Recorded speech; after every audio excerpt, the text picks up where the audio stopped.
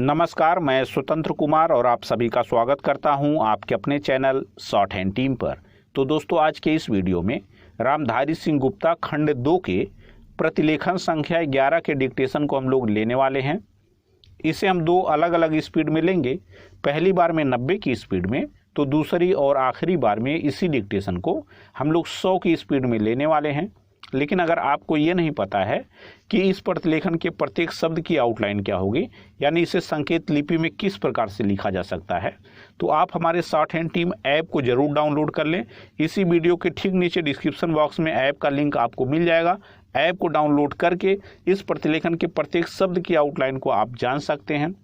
Outlines की videos आपको app पर ही मिलेंगी, यूट्यूब पर नहीं मिलेंगी, तो इस वजह से आप ऐप को डाउनलोड कर सकते हैं। तो 90 की स्पीड में आपका डिक्टेशन स्टार्ट होगा 5 सेकंड के बाद। तब तक के लिए आप रेडी रहें।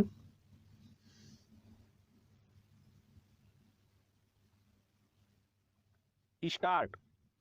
भाइयों, आखिरकार एक लंबे संघर्ष के बाद, जो कि मुख्य रूप से अहिंसात्मक था और जिसका नेतृत्व ऐसे विलक्षण व्यक्ति ने किया जो अहिंसा और सत्य को ईश्वर का पर्याय मानता था, परंतु स्वतंत्रता के किनारे पहुंचने के अंतिम चरण में भारत को खून की नदी में से होकर गुजरना पड़ा।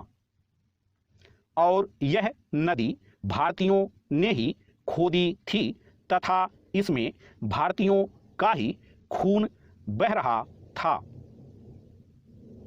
अभूतपूर्व पैमाने पर लोगों का निष्क्रमण हुआ।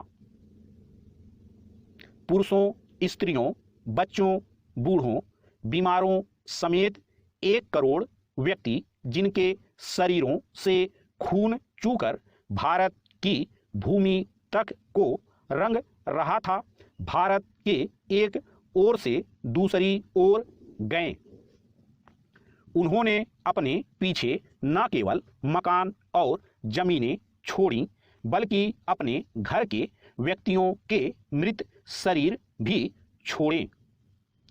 स्वतंत्र भारत के किनारे तक पहुंचने के लिए देश को यह मूल्य चुकाना पड़ा और वह 2 प्रभुत्ता संपन्न राष्ट्रों भारत और पाकिस्तान में विभाजित हो गया।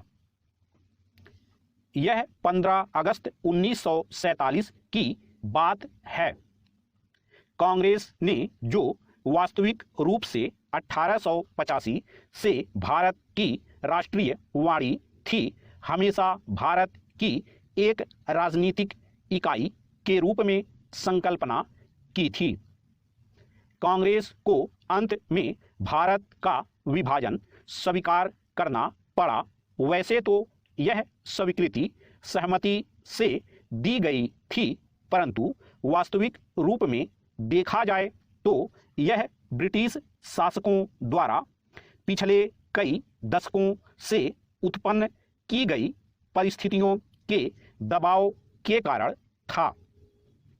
फूट डालो और राज करो की नीति पहले पहल अलीगढ़ मुस्लिम कॉलेज की स्थापना के साथ शुरू की गई। एक दूसरे के बाद आने वाले 3 ब्रिटिश प्रिंसिपलों ने पृथकता का विचार मुस्लिम नेताओं और छात्रों के मन पर बैठाया। पैरा।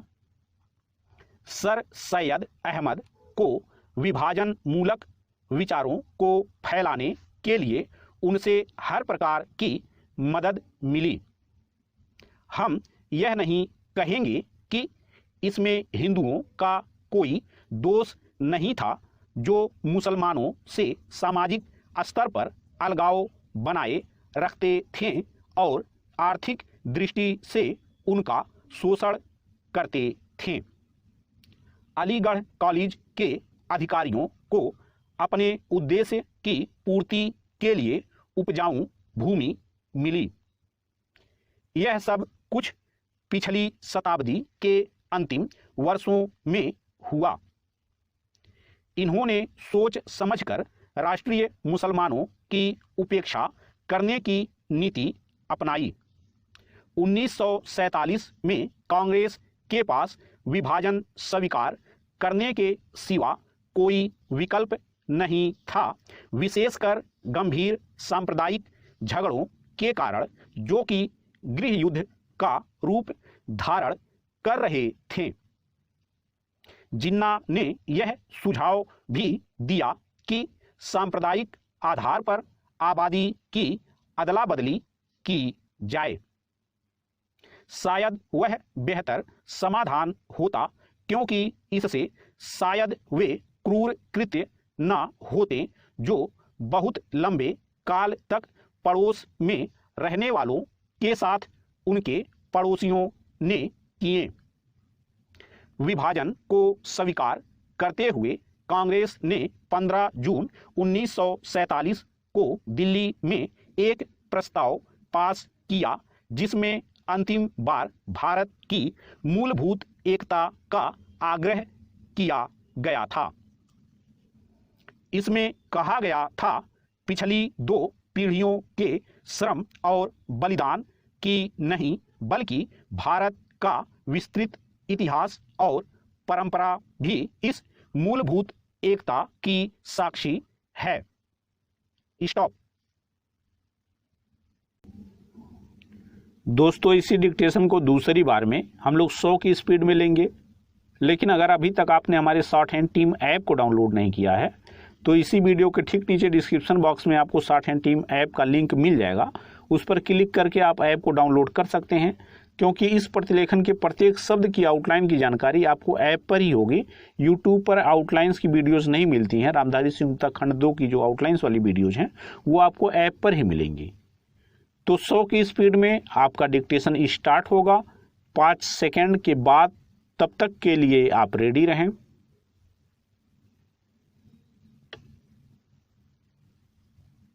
स्टार्ट। भाइयों, आखिरकार एक लंबे संघर्ष के बाद, जो कि मुख्य रूप से अहिंसात्मक था और जिसका नेतृत्व ऐसे विलक्षण व्यक्ति ने किया जो अहिंसा और सत्य को ईश्वर का पर्याय मानता था, परंतु स्वतंत्रता के किनारे पहुंचने के अंतिम चरण में भारत को खून की नदी में से होकर गुजरना पड़ा। और यह नदी भारतीयों ने ही खोदी थी तथा इसमें भारतीयों का ही खून बह रहा था। अभूतपूर्व पैमाने पर लोगों का निष्क्रमण हुआ। पुरुषों, स्त्रियों, बच्चों, बूढ़ों, बीमारों समेत 1 करोड़ व्यक्ति, जिनके शरीरों से खून चूकर भारत की भूमि तक को रंग रहा था, भारत के एक ओर से दूसरी ओर गए। उन्होंने अपने पीछे न केवल मकान और जमीनें छोड़ी, बल्कि अपने घर के व्यक्तियों के मृत शरीर भी छोड़े। स्वतंत्र भारत के किनारे तक पहुंचने के लिए देश को यह मूल्य चुकाना पड़ा, और वह 2 प्रभुता संपन्न राष्ट्रों भारत और पाकिस्तान में विभाजित हो गया। यह 15 अगस्त 1947 की बात है। कांग्रेस ने जो वास्तविक रूप से 1885 से भारत की राष्ट्रीयवादी थी, हमेशा भारत की एक राजनीतिक इकाई के रूप में संकल्पना की थी। कांग्रेस को अंत में भारत का विभाजन स्वीकार करना पड़ा। वैसे तो यह स्वीकृति सहमति से दी गई थी, परंतु वास्तविक रूप में देखा जाए तो यह ब्रिटिश शासकों द्वारा पिछले कई दशकों से उत्पन्न की गई परिस्थितियों के दबाव के कारण था। फूट डालो और राज करो की नीति पहले पहल अलीगढ़ मुस्लिम कॉलेज की स्थापना के साथ शुरू की गई। एक दूसरे के बाद आने वाले 3 ब्रिटिश प्रिंसिपलों ने पृथकता का विचार मुस्लिम नेताओं और छात्रों के मन पर बैठाया। पैरा। सर सैयद अहमद को विभाजन मूलक विचारों को फैलाने के लिए उनसे हर प्रकार की मदद मिली। हम यह नहीं कहेंगे कि इसमें हिंदुओं का कोई दोष नहीं था जो मुसलमानों से सामाजिक स्तर पर अलगाव बनाए रखते थे और आर्थिक दृष्टि से उनका शोषण करते थे। अलीगढ़ कॉलेज के अधिकारियों को अपने उद्देश्य की पूर्ति के लिए उपजाऊ भूमि मिली। यह सब कुछ पिछली शताब्दी के अंतिम वर्षों में हुआ। इन्होंने सोच समझकर राष्ट्रीय मुसलमानों की उपेक्षा करने की नीति अपनाई।